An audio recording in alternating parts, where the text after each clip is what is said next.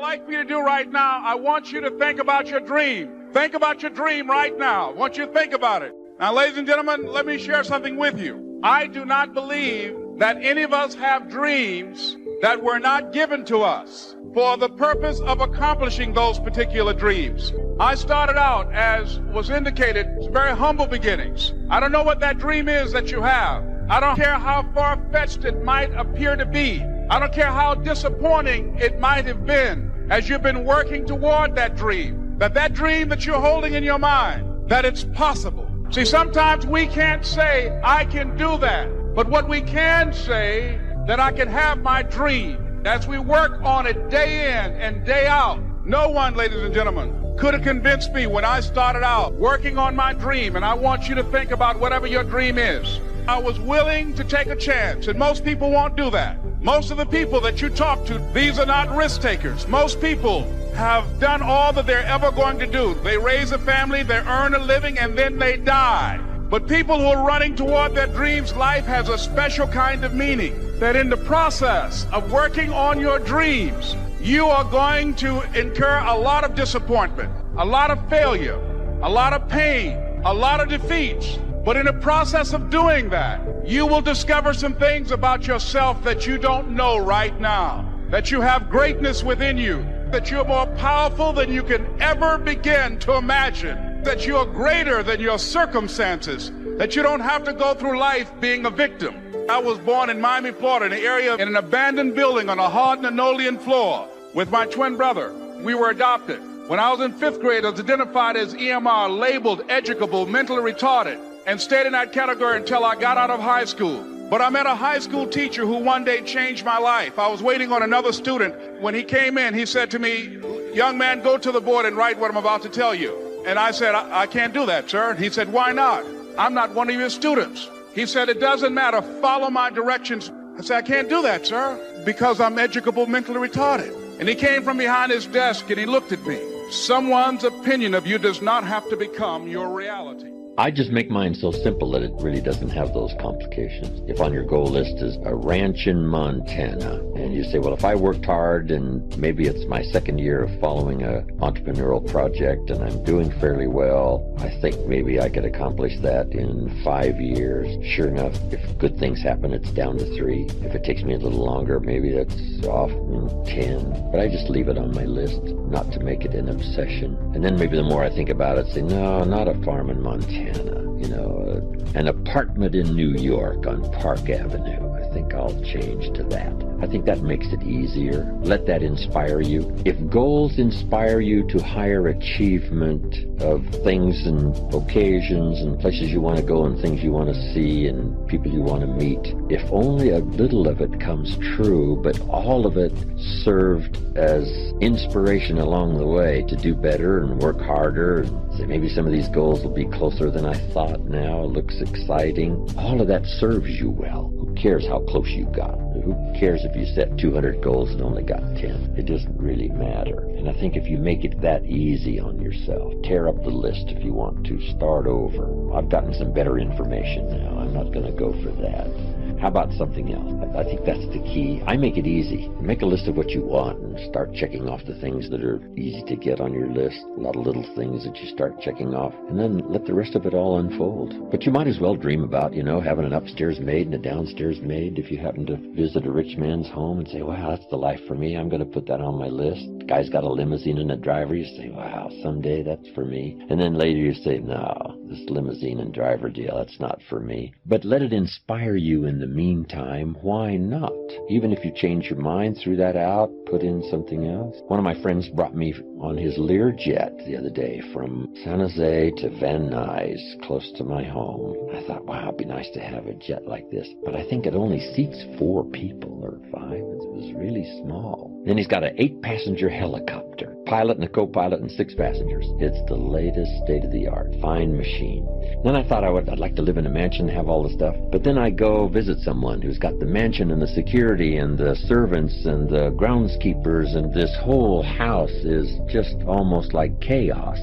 and you have a cup of coffee and you drink it and you can't even set your own coffee cup down. Somebody comes and takes it away, and I say, with my temperament and style, this is really not for me. I've got to live a little more simple life. But for someone else, a house full of servants and groundkeepers and security and the whole entourage, that's for them. But if they wanted it and later changed their mind to live a little more serene life, then that's okay too. Did you ever get that mansion on the hill with all those servants that, yeah, I went for that for a while, but the more I went to some places where people lived like that, the more I thought, no, this is really not for me. Having my fishing line in a tranquil stream in Montana, I think now suits my style a little better.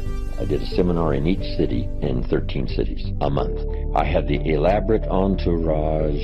It was unbelievable. One day I decided, someday I shall have no office, I shall have no secretary, I shall be free. And sure enough, that day finally arrived. People ask me now, what is your email address? And I say, I do not have one. I do have a website that someone else runs, but I have really simplified my life. A company that I do a lot of business with around the world asked me, do you want an office? I said, no. I said, do you want a secretary? I said, no. Then I did say once, yes, I'm going to have the satellite and put a fax machine in my motorhome so that I can be in touch but out of reach. I want somebody to say, yes, you can contact him, but you can't find him for a while. He's not gone forever, but he's gone for a while. So I do seek solitude, chances to get away. My farm in Idaho, overlooking Snake River, is a great place to get away and deal in agriculture and build a few homes. A little change of pace from flying all around the world. It's exciting for me. But for now, right, I have no office and no secretary and no email address, and so I managed to escape most of it. And I think you just have to really make the hard and fast decisions. I did a speech one time, and the title of my speech was, Today I Am a Wealthy Man. Didn't have much to do with money. But here's what I said. I want you to jot these notes down. Here was number one. I said I'm wealthy because of my heritage, my parents, my grandparents. My grandmother studied nutrition, passed it on to my mother. Back in those days when my mother studied and practiced nutrition, she was called like a health nut, right? Do you go back that far, right? Your parents or grandparents? They were called health nuts. They were studying vitamins and they were studying this. Mama used to mix up some of this stuff for me and Papa and said, if this don't kill us, I think it'll help. And we're, gagging this stuff down. My mother, with the practice and study of better nutrition, extended her life at least, the doctor said, at least 20 years. Said if your mother hadn't have done that, she wouldn't have lived that extra 20 years. He said when your mother died, the walls of her heart were paper thin. He said how she lived this last 20 years is incomprehensible. And then I told him, Mama used to do all the juices, had the distiller to distill the water, all the stuff that was considered kind of kooky, right? Back in the 40s and the 50s and 60s. Herbs and twigs, something to smoke. But Mama did all that stuff, extended her life over 20 years. My father lived to be 93, never had a major illness. I've never had one. Passed it on to my children, my grandchildren. Unbelievable. My heritage.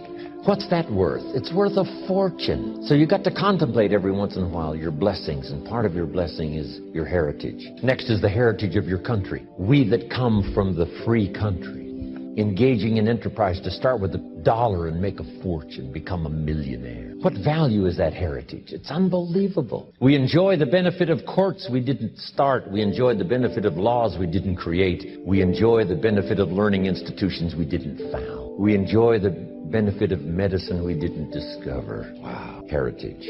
Next, I said I'm a wealthy man because of my experiences. Experience makes you rich. Here's what you must treat your experiences as: commodity. You must treat your experiences as high value. You must treat your experiences as capital so that you can invest in the future what you've learned in the past. My experiences now have taken me around the world. A birthday celebration last year, right, in 16 cities. It was one of the most unbelievable experiences of my life.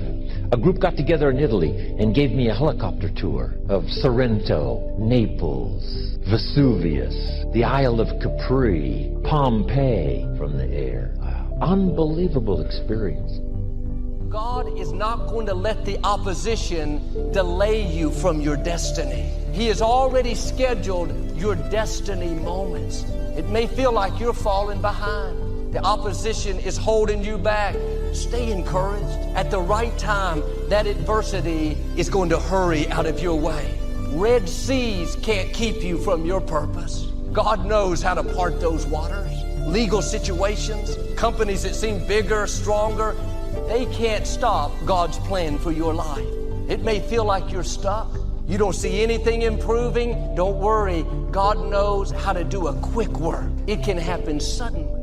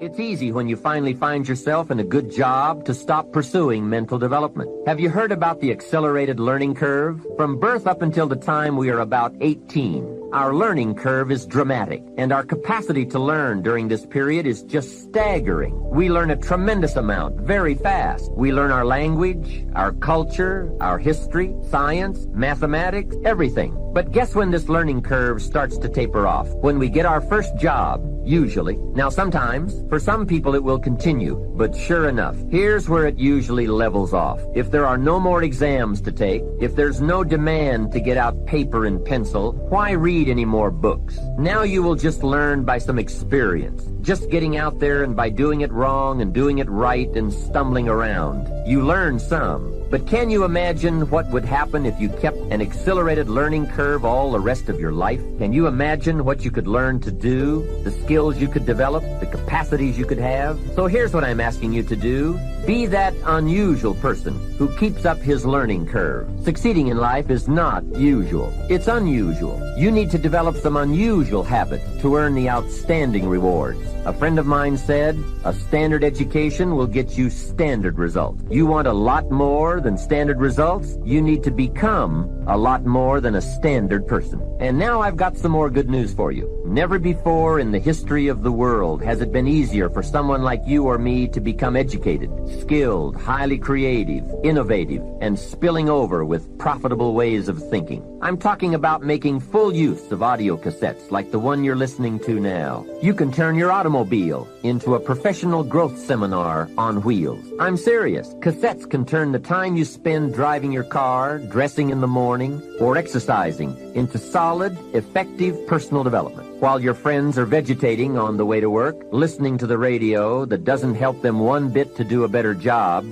you're picking up new negotiating skills, better sales technique, or a new creative way to solve problems. Keep building your library of fine, quality cassette resources. There isn't a better place you can put a few dollars every month. Become a student of good ideas, wherever they can be found. Always be on the lookout for a good idea. Start with all the things you can do to make your life better and make you feel better about yourself. Make a list. Life will give you some pretty big challenges if you can handle the small ones. But unless you practice on the small ones and master those, you don't have a chance for the major one. A man strides out of his house to go straighten out the corporation, and he has not yet straightened out his garage. Who's kidding who? So work on all the disciplines that will improve the quality of your life. And here's an important thought. Everything affects everything else. Every lack of discipline affects every other discipline. Mistakenly, the man says, "This is the only place I let down." See, that's not true. Every letdown affects the rest of your performance. Now here's the positive side. Every new discipline affects every other discipline. Every new thing you try affects the rest of your performance. Isn't that exciting? So get started on every small discipline you can think of. You can't believe what it will do for your self-confidence. And remember, the greatest deterrent to success is lack of self-confidence. And lack of self-confidence comes from not doing what you could do. Next comes self-motivation. And really, it's the only kind of motivation there is. Self-motivation. I was on a lecture tour in Australia not long ago, and the press interviewed me. And they asked me, "Mr. Rohn, are you one of those American motivators?" I said, "No, I'm a businessman. I can share my ideas and my experiences, but people have to motivate themselves." Hey, I found out you can't change people. They can change themselves, but you can't change them. Lord knows, I've tried. I had a super group of salespeople back in those early days, and I said, I'm going to make them successful if it kills me. Guess what? I almost died. You can't do that. In management, we learn good people are found, not changed. If you want good people, you have to find them. That's the best answer I can give you. If you want motivated people, you have to find them, not motivate them. The first rule of management is don't send your ducks to Eagle School. Why? Because it won't work. I've tried it all. I picked up a magazine not long ago in New York, which had a full-page ad in it for a hotel chain. The first line of the ad read, "We do not teach our people to be nice." Now that got my attention. And the second line said, "We simply hire nice people." I thought, what a clever shortcut. Motivation is a mystery. Why some people are and some are not. Why does one person in sales see his first prospect at 7 in the morning and the other salesperson sees his first prospect at 11 in the morning? Why would one start at 7 and the other start at 11? I don't know. I call it mysteries of the mind. I give a lecture to 1,000 people. One walks out and says, "I'm going to change my life." Someone else walks out with a yawn and says, "I've heard all this stuff before." Why is that? Why aren't they both affected the same? I don't know. I call it mysteries of the mind. I'm gonna have to get another mentor. I'm gonna have to start using other people as examples. Somebody interviewed me one time, saw a picture with me and Bill Cosby. Bill Cosby got my sons in Morehouse. This lady said, "You're still friends? How could you be friends with Bill Cosby?" I said, "Because we was friends." "How could you be friends with a man like that?" "I ain't know none of this. What is you talking to me for? I got the news when you got the news. He ain't never saying nothing to me about this. I had never heard of this." "Well, are you still friends with him?" I said, "Yeah." "I find that despicable." I stopped and I said, "Man, can I ask you something? You ain't got no friends ever done something real messed up?" My brother did something real messed up one time. He's still my brother. Still went on there to see him. I got friends that done something messed up. I got a partner in jail doing 3 life sentences. Still holler at him. He called me the other day. I'm waiting on him. "You have a collect call from state penitentiary." I didn't hear that. "Steve, what's up?" I said, "Man, what's happening?" "Man, it's me, dog." I said, "Man, what's happening? You out?" He said, "No." I said, "What you calling me on?" "I got a cell phone." Click. "I gotta hang this phone up, because when they find that cell phone, they can't trace numbers and all of a sudden Steve Harvey numbers show up. I can't talk to this fool in here doing 3 life sentences with no damn cell phone.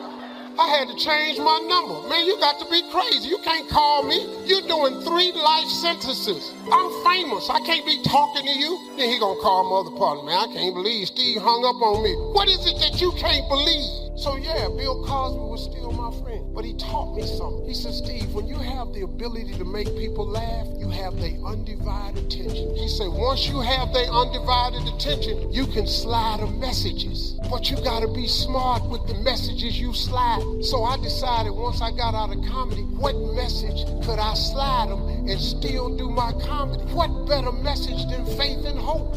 While you sitting in this room trying to get to the next level, listen to me. There will be no more levels for you unless you get to the next level of your faith.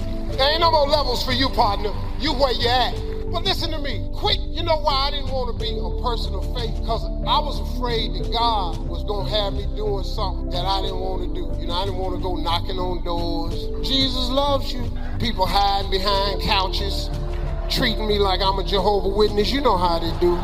Ding dong. Oh, I got the beating of my life. My mama said it's Saturday morning between 10 and 2. Now, you know they come by and ring the doorbell? Don't go to that door. 12 o'clock, ding dong. "Hello, is your mama here?" "Wait a minute, mama, it's the people at the door." "Didn't I tell your black ass not to go to that door?" "What is you going to the door for? Who is at the door?" "Them people with them Bibles." "Pow, I'm not here, and I told you not to tell nobody I was here." My mama say she not here. Boy, that's so stupid. So I was afraid of becoming an outward man of faith because I didn't want God to make me do something that he wanted to do. I don't want to be no Bible thumping preacher. I ain't no holy roll. I ain't want to be no person when I walked in the room, everybody turned around. I didn't want to get on nobody's nerves like some of y'all. You ever call somebody's house and they got that answer machine with the whole book of John on it? You ever call somebody answer machine? "Dearly beloved, you know God loveth you and haveth hither not. Whenceforth thine own heart be true, knowing that Jesus loveth, crucified in the holy name, blood of the Lamb, washed in his beckoning power, knowing that he is essential to your life, blood of your loving, lasting Father.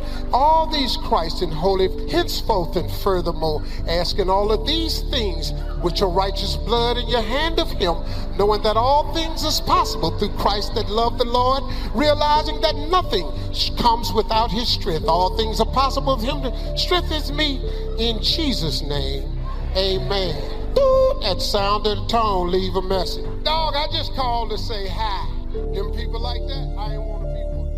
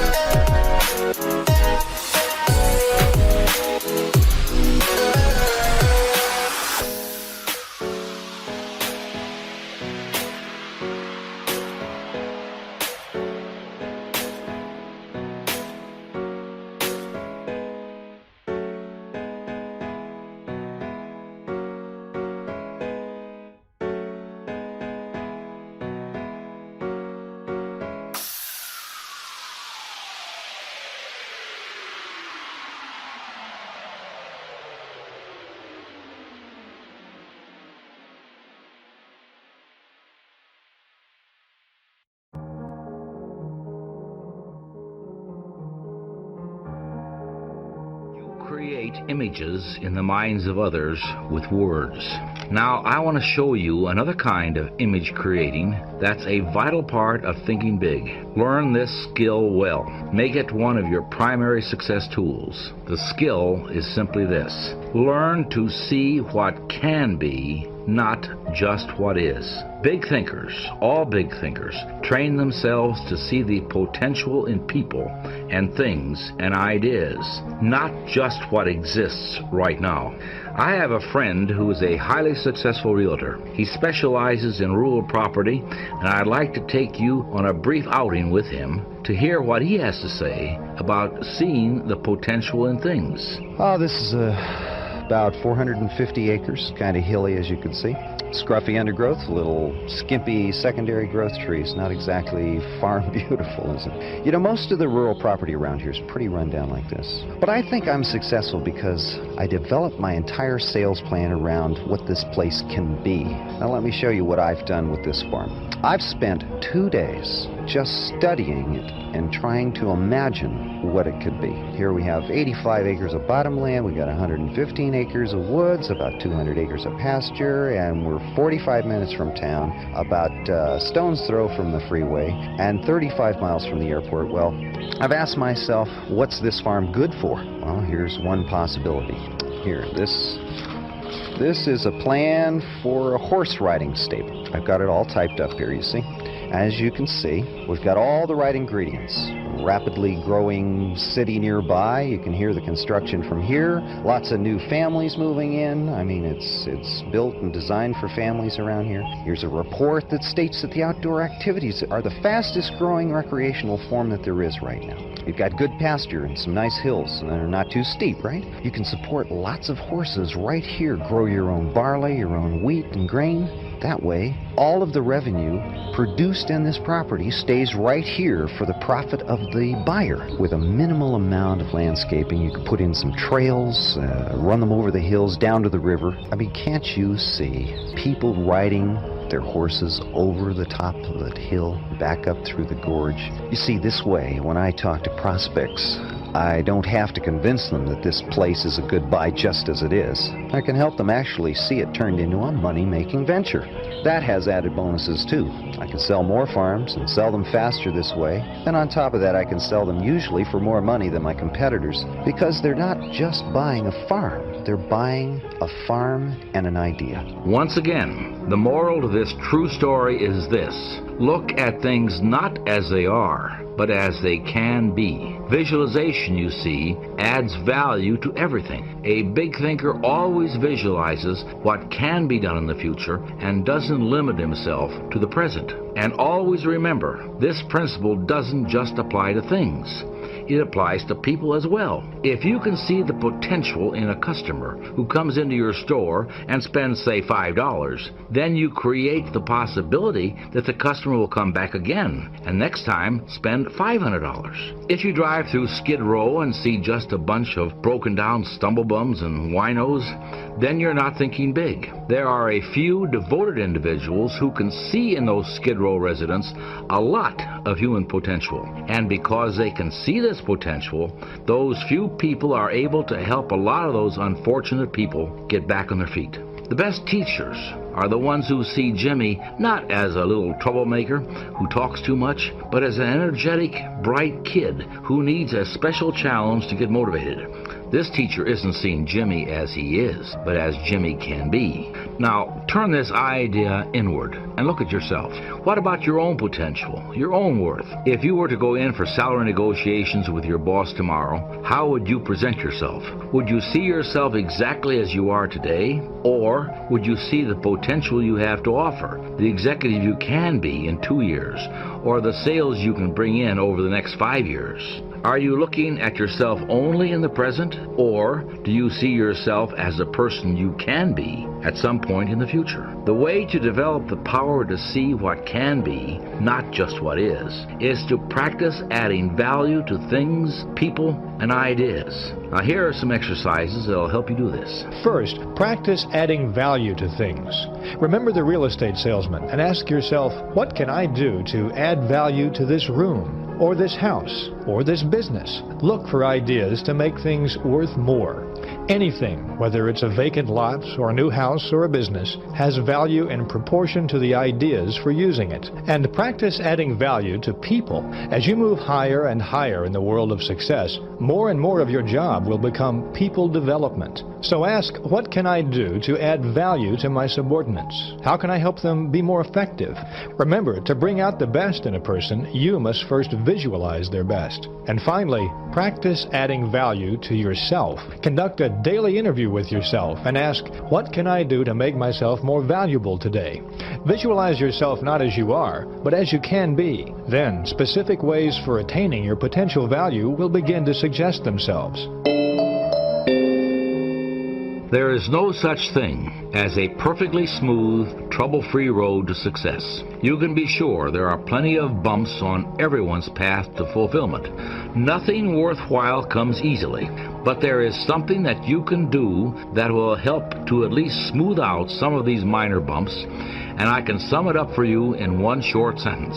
Don't concern yourself with trivia. Now that sounds simple, but the fact is that it's often much easier to get caught up in trivia than to avoid it, simply because of our habits. For example, ask yourself this question: why do people quarrel? At least 90% of our quarrels are over trivial concerns.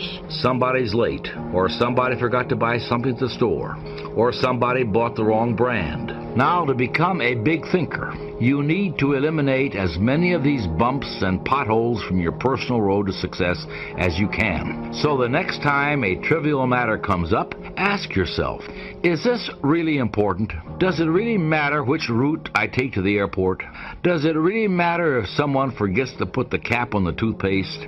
Is it really important that your spouse invited someone to the party you don't like or squandered a little bit too much money? When you fix your mental gaze on the big picture and remember the goal that you're working toward, success, fulfillment, and happiness, you'll find that many of these potential quarrels simply aren't important enough to warrant an argument. Just asking that question, is it really important, works wonders at the office too. It works in the traffic going home when the driver tries to cut you off. It works when you might get the smallest office in the renovation plan. It works when you overlook the small, annoying habits of your fellow workers.